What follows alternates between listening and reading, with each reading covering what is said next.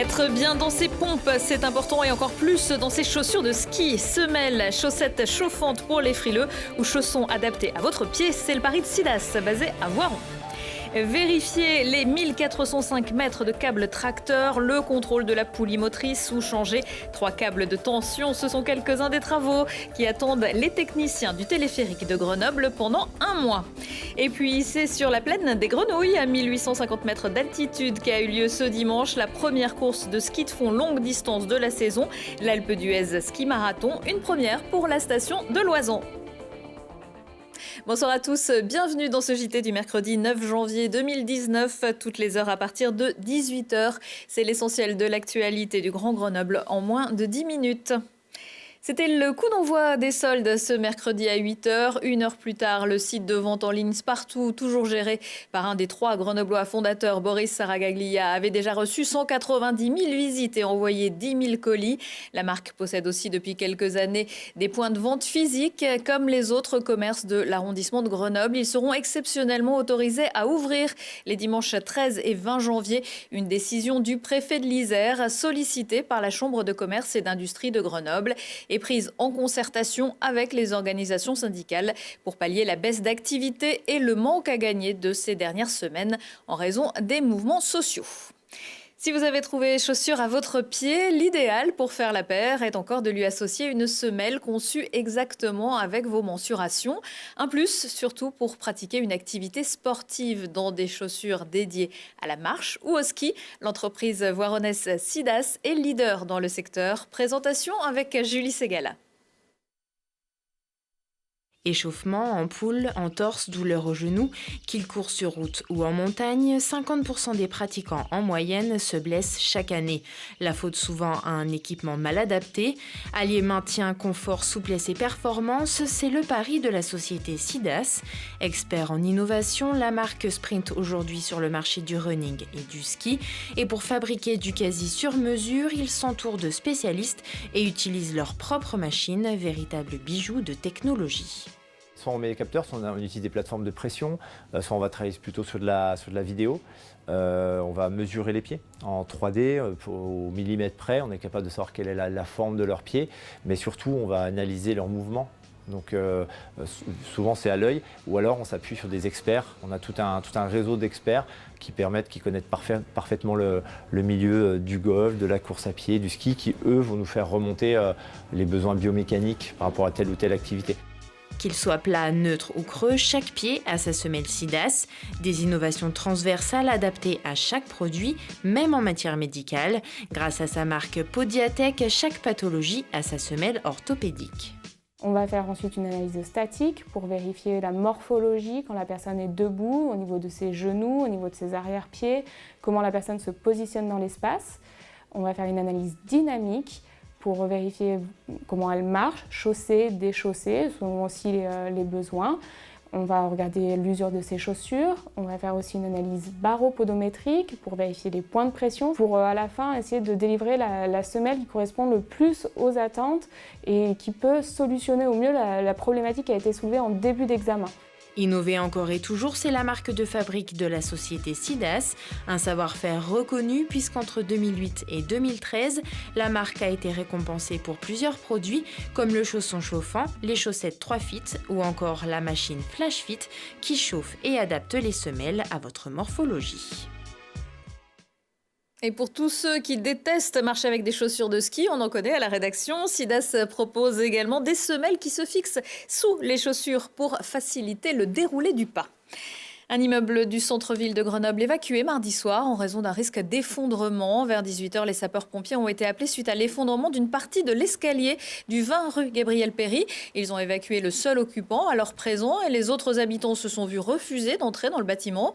Une vingtaine de personnes a dû être relogées par les services de la mairie et devraient le rester en attendant les réparations. L'escalier avait sans doute été fragilisé par un incendie dans la cage d'escalier il y a 3 semaines. Si vous avez récemment levé la tête en passant au-dessus de l'Isère, vous vous êtes sans doute rendu compte que les bulles avaient disparu du paysage. Normal, comme tous les ans à la même période, le téléphérique de Grenoble procède à des travaux de maintenance et d'entretien. Les explications d'Olivier Escalon.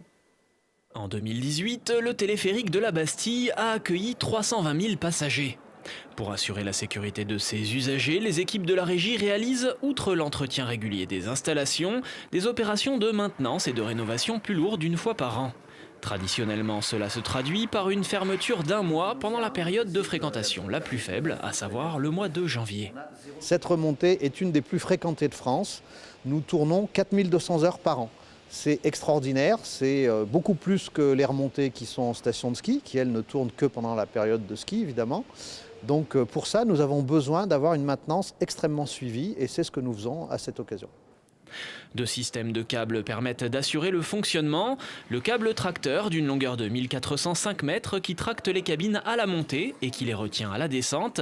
Il doit faire l'objet d'un contrôle pointu sur toute sa longueur pour décider du moment où il sera nécessaire de le changer. Et les câbles porteurs Est et Ouest qui soutiennent toute la structure. Ceux-ci sont reliés à des câbles de tension, eux-mêmes accrochés à des contrepoids de 46 tonnes chacun. Ce sont ces câbles de tension qui doivent être changés, plus celui qui retient le tracteur, cette grande bobine jaune. Une opération à 60 000 € entièrement financée par la régie du téléphérique. Alors, il s'agit d'une régie à autonomie financière totale, c'est-à-dire que ces capitaux sont publics et détenus à 100% par la ville de Grenoble, mais elle est totalement autonome financièrement. Nous n'avons aucune subvention, ni de la ville, ni d'autres partenaires, et donc nous devons trouver un équilibre économique uniquement à partir des recettes de billetterie que nous faisons tous les ans. Et depuis 2014, l'organisation d'événements à la Bastille permet d'augmenter la fréquentation du téléphérique. La régie dégage 100 000 € d'excédent d'exploitation chaque année, ce qui doit lui permettre de changer la remontée le moment venu. Et après ces travaux, les bulles reprendront du service le samedi 2 février à 11 h. Le Grésivaudan sur un plateau. L'adieu Saint-Hilaire du Touvet, Saint-Pancrace et Saint-Bernard du Touvet. Bonjour, plateau des Petites Roches. Mardi soir, c'était le premier conseil municipal des 3 communes iséroises, réunies en une seule. Alain Rigier, ancien adjoint de Saint-Pancrace, a été élu maire de cette nouvelle commune à l'unanimité. Le territoire du Grésivaudan a également entériné lundi soir la création de la commune nouvelle, le Haut-Bréda, fruit de l'union de Pinceau et La Ferrière. Sans surprise, Gérard Cohard a été élu maire. On l'oublie parfois, mais la station de l'Alpe d'Huez ne se distingue pas uniquement par son exceptionnel domaine de ski alpin. L'île au Soleil possède également près de 50 km de ski nordique, un terrain de jeu qui accueillait il y a quelques jours pour la première fois une compétition longue distance.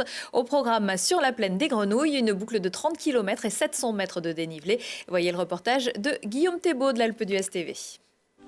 Première course longue distance de la saison au calendrier de la Fédération française de ski, le ski marathon est également une première pour la station de l'Alpe d'Huez. Les gens ne connaissent pas, ils connaissent c'est sûr le Tour de France, le ski alpin, mais en ski de fond il y a quand même quasiment 50 km de piste. Entre la boucle de Poutran qui est plutôt accessible à tout le monde, qui est facile, roulante, et les lacs, des gros toboggans, des belles montées, belles descentes et une vue extraordinaire sur Beldonne, sur les montagnes de l'Oisan. Une course de ski de fond pas comme les autres pour les 150 fondeurs participants, puisque les 30 km du parcours se déroulaient à plus de 2000 mètres d'altitude. Les compétiteurs évoluaient ainsi au milieu d'un panorama d'exception. Les techniques, il y a des virages un peu piégeux, il faut tout le temps être attentif.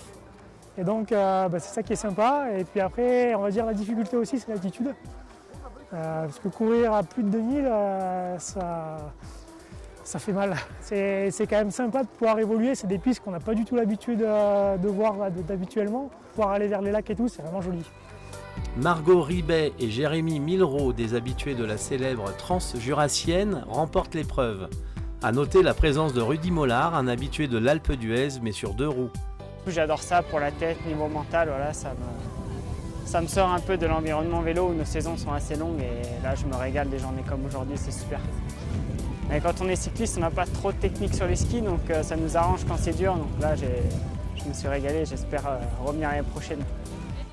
Et vu le succès de cette première, il est probable que son souhait soit exaucé. En attendant, la prochaine étape, ce sera les 12 et 13 janvier en Haute-Maurienne pour le 40e anniversaire du ski marathon de Besson, avec au programme l'épreuve reine des 42 km.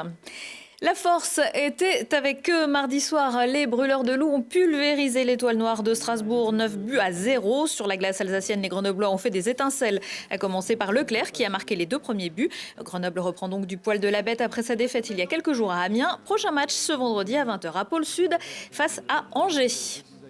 À 20h15 et 23h15, si on parlait aujourd'hui avec André Lamy et Corinne Massiero pour parler du film Les Invisibles, sorti ce mercredi, une web-série humoristique tournée dans les bulles de la Bastille, sans oublier de finir l'émission par un tour de table de notre ami Kevin Micou. Retour de l'actualité dans 1 heure, à revoir également sur télégrenoble.net. Passez une excellente soirée.